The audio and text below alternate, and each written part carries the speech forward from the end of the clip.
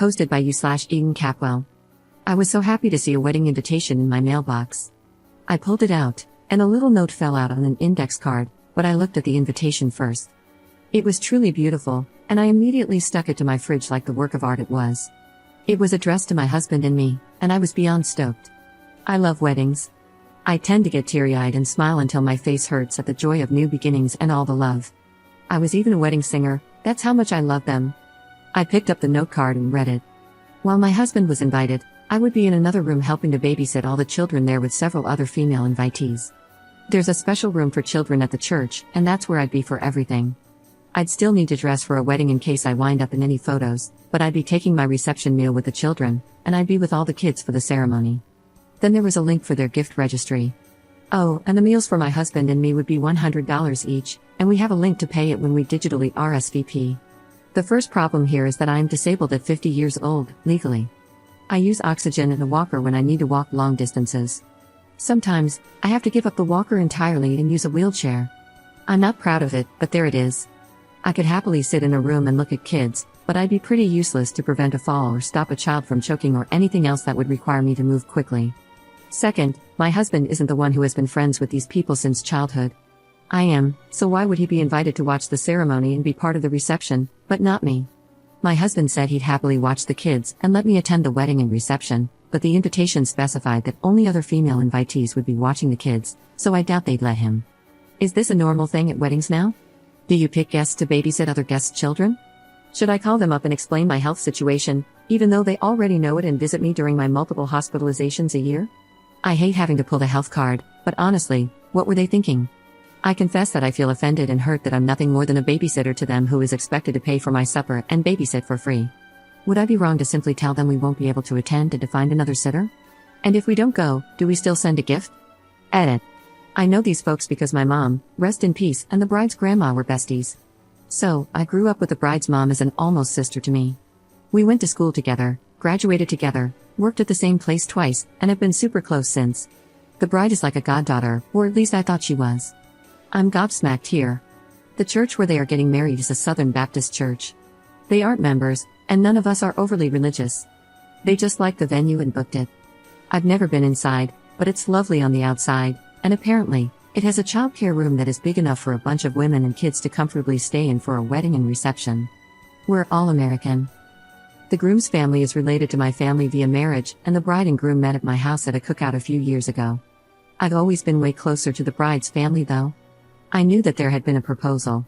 I got FaceTimed about 10 minutes after it happened, and my husband and I cried, laughed, wished them well, and oohed and awed over their story in the ring. I was expecting an invitation, sure, but not like this. The last time I had lunch with the bride's mom, she told me they're inviting around 200 people, so it'll be a large wedding with, I'm assuming, a ton of children. No, I don't hate kids. I love kids. I would have loved to have kids of my own, but my body just wouldn't do it. It took 2 miscarriages and a stillbirth to finally make me accept that it wouldn't happen for us. We are in the process of adult adopting 2 young adults that we brought into our home when we found out they were kicked out and homeless at 18. They've lived with us for years and we're making it legal. They call us mom and pop, and we're a family. I'm still considering my options. I've started and deleted multiple emails to the bride's mom. I'm a raw nerve right now, and my tone isn't the kindest. I want to keep it all in writing so there can be no he said she said. I plan to ask if they incorrectly sent me the note about babysitting since they know I physically cannot do that. But every inception of the email led with, WTF Donna, so I need to think about it some more. Update 6 days later.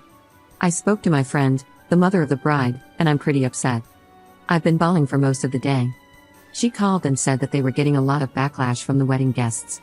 No one wants to pay $100 for dinner, and only 3 of the women asked were okay with babysitting. I told her I understood that the guests were upset because it's just tacky to 1, be asked to pay, and 2, be told you are invited but only to babysit. I told her I would not be a babysitter, at all, like just no. She got mad and brought up how we were lifelong friends. She said I'd be helping them more by babysitting than I'd be helping by simply sitting in a pew watching. I reminded her that I couldn't physically help at all due to, being legally disabled. She said they completely understood that and expected me to simply supervise the other sitters since they trusted me most. Again, I told her that I felt it was insulting to be voluntold, thanks Reddit for teaching me that word, that I'd be babysitting and that I had no desire to do that, especially not dressed in formal wear. Then we got to the truth. She said she didn't know if I'd be in a wheelchair that day or require a walker. That's fair, I don't always know which one I'll need. She said they wanted everyone in pews for the wedding video and that me sitting in a wheelchair would make me stick out and ruin the video and photos. I said, if I need a wheelchair that day, I can move to a pew, and my husband can put the wheelchair in another room or back in our car. I may not even need it that day. Then she said, well, space is limited in the pews. You would take up the space of 2 people with your purse and oxygen tank. I replied, no, I would not. I wouldn't bring a purse in, and the oxygen tank either sits on my lap or between my feet. It's like a little backpack. Then she said, well, having you in oxygen in the photos would be distracting from the other people. And there you have it. Words were exchanged, and she hung up on me. I haven't been removed from any social media yet, but I fully expect to be. I already feel awful for being this way at only 50 years old. I didn't choose this. I didn't want this. If she thinks it's awful to have it photographed, just imagine living with it. Which is what I told her before she hung up on me. I'm devastated, just devastated. Second update 8 days later. I'm not in the greatest headspace. I don't think I've ever been less okay, honestly. I did not register to RSVP or communicate with them further until another invitee got in touch with me and said that the mother of the bride, a person I thought of as basically my sister, was bad-mouthing me into the ground. I explained my side, and our mutual friend was livid. They told the mother of the bride and the bride that they were wrong to want to exclude me because I might or might not need a wheelchair and would have oxygen on my face. I could remove the oxygen for photos, they told her. So, the mother of the bride sent me a message saying, and I quote, well, if you're going to be butthurt about the aesthetic we want to achieve and try to turn other guests against us, then you can effing come and sit in a pew. But not in photos. And we'll try to get the videographer to do edits to the wedding vid, too. But I won't forget how you made this difficult for us. I replied, how did I make it difficult other than existing? She replied, you clearly told Liz about what I told you regarding your wheelchair and oxygen. And she's telling everyone else. We're getting a ton of hate. I said, she asked me if I was attending, and I told her no and explained why. I didn't lie to her. I told her exactly what you said. You didn't tell me not to tell anyone your reasons. If they're valid reasons to you, then you shouldn't care who knows. So, I'm now blocked by the bride, the mom, the dad, and the groom. A friendship I've had my entire life is over. A goddaughter that I helped nurture and care for is just gone now. We paid for the bride's car insurance, gas, and cell phone all through high school and college because we wanted her focused on just her studies and not a part-time job. Her parents got her a car but insisted she work. Her grades fell when she did, and we helped her. And this is how they thank us. This is how they repay our kindness. I guess I'm a great friend when I'm giving money, but I'm not good enough to be seen. I felt like a burden my whole life, and this has set me back so far. I'm just not okay.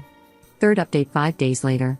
Apparently, my post went sort of viral because it was on Fox News and a site called Bored Panda. A few mutual friends reached out and asked if it was me, and I admitted that it was. They were told something completely different about the situation. The bride's mother told them that I refused to come because of my health difficulties and that I was afraid I would ruin the wedding and declined the RSVP. She even claimed that she had been begging me to attend ever since the engagement, which was a bold-faced lie. I'm the one who organized and paid for the after-engagement party so they could announce the happy news to everyone, and I made it clear to everyone that I couldn't wait to attend the wedding. So, I sent screenshots, photos of the invitation, and the note card telling me I'd be babysitting, and then the showdown where I was told I could sit in the pew and just be edited out of the video and would not be in any photos. I also posted it on Facebook and shared receipts there too. Well, all hell broke loose. Granted, I'm getting this all third and fourth hand, but here's the latest. Word has spread fast. Links to the news article have made it all over the place, and I've been told that the few ladies who had agreed to babysit have backed out and asked if there was something wrong with them that would make them not fit to sit in the pews or be in photos. And I think that's probably the case, since 2 of them have unnatural hair coloring and the other has facial piercings. The church that was booked as the venue has been notified, and I'm hearing it's probably not going to happen there because the pastor's daughter is wheelchair-bound after a car accident. He was going to officiate, but now he says he's conflicted about it in the message it would send. My ex-friend and the bride have blown up my husband's phone because I blocked them after this went public. They blocked me first on all social media, and he let it go on for a few days to see what they had to say. He has now blocked them, but the bulk of it is that I'm jealous because I was never blessed with any children of my own, and that's why I'm ruining this for them. They say I'm hateful, vile, and vindictive because I resent them for their good health. I mentioned that the groom is related to me by marriage, right? That whole branch of the family tree has now divided itself, with some on my side and some on the bride's side. The groom hasn't contacted us at all, but his mother did. She told me that I was wrong for sharing personal business, and that I need to let the bride have her wedding the way she wants it. I don't agree that I did anything wrong here. I can't help that I'm sick. They've made me feel like utter trash that should just be tossed into a landfill. I hurt. I literally ache because of this. So, hi Donna, my ex-best friend and practically my sister. If you're reading this, you devastated me. I'm not okay. I don't know if I'll ever be okay again. I invested time and money into both you and your daughter. I gave you both a home when your marriage was messed up and never charged you rent or asked for help with groceries or utilities. For over a year, you lived in our home, and we paid your way, so you were wrong to treat me this way. My oxygen mask and possible need for a wheelchair should be the last thing on either of your minds, because what matters most is that, despite feeling as bad as I normally do, I was still going to put on my best dress, make myself look presentable, plan to smile on my face through my pain, and show up for you like I always have. But I never, ever will again. If people noticed me in your photos at all, it would have been because I had the biggest and most proud smile of anyone there, and they'd see the love I had for you radiating from the image. You will regret this one day when I'm gone, and you realize that there are more important things in life than a perfect photo. Fourth update 3 months later. The wedding was today, November 16, 2024. Friends rented a large cabin venue about 20 minutes from the wedding location, and everyone who was offended by being asked to pay at the reception, babysit, or serve the food, yes, several people received invitations telling them they were invited but would be serving food at the reception they paid to attend, gathered at the cabin, including me. I was on the fence about going because I really didn't want to sit around and rehash everything, but that wasn't my experience at all. I had a truly lovely time. My husband and I even danced to our wedding song. And I had mixed drinks, quite a few, so forgive me if this has typos, lol. 2 of the bridesmaids opted out of the wedding due to mistreatment and, without anyone knowing, sent letters to all the guests explaining what happened with me and others being asked to babysit or act as servers. Those guests were also given the address of the cabin. These were the 2 bridesmaids who had addressed all the invitations and still had the guest list, from what they told me. Anyway, we had a great time. There were about 80 of us by the end, though I didn't take a head count. It was packed. Several people went to the wedding but skipped the reception, refusing to pay for their meals, and came to our gathering instead, including the 2 bridesmaids, who told me all about the things I was being called and how I was accused of trying to ruin their wedding out of jealousy over their good health. The bridesmaids who backed out of the wedding due to the bride's behavior posted a ton of pictures of us dancing and eating. We had all chipped in weeks ago for catering and drinks. My ex-best friend saw these photos because she unblocked me. I had unblocked her weeks ago, hoping she'd come around, though I'm loath to admit it, and called me to yell at me again. I told her I hadn't planned the alternate reception but was invited and attended because the people there cared about me and my health.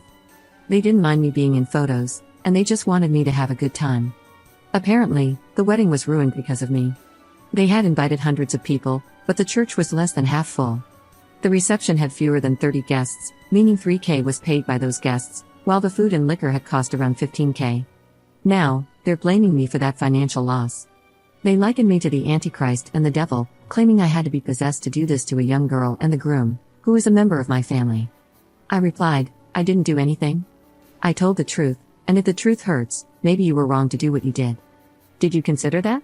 She hung up on me and began calling others, demanding the address of the cabin so they could come to the actual reception. No one gave it to her. I just got home at 11 p.m. It was a great day. I laughed, and I even felt well enough to dance a little. I got good news recently. I don't need my oxygen all the time anymore, just at night via CPAP or after exercise. I've been going to the pool and doing senior aquatics as much as I can, and it's helped so much with my breathing and mobility. I can now walk around the whole grocery store without needing to sit down on my walker. I still use the walker for long periods due to dizziness from Meniere's disease, but I think I'm improving. At least, I'm trying. I feel very proud of myself, friends. Anyway, the wedding still happened, but they didn't have the turnout they expected. I've heard that someone suggested donating the excess food instead of throwing it away, but they didn't. That's a shame because firemen, police officers, hospital staff, or a homeless shelter would have been so happy to receive it. I think I'm doing better mentally after today because everyone I talked to told me it was wrong to exclude me because of my wheelchair or oxygen. I brought my walker with me but not my wheelchair or oxygen tube. I kept them in my car just in case I needed them. There were a couple of times when I could have used them, but I was determined not to be in any pictures with them, out of pure spite. I also wore the pretty dress I had bought for the wedding and received many compliments. I'm still hurt and angry and miss the closeness I used to have with their family, but I'll be okay. And that's a wrap.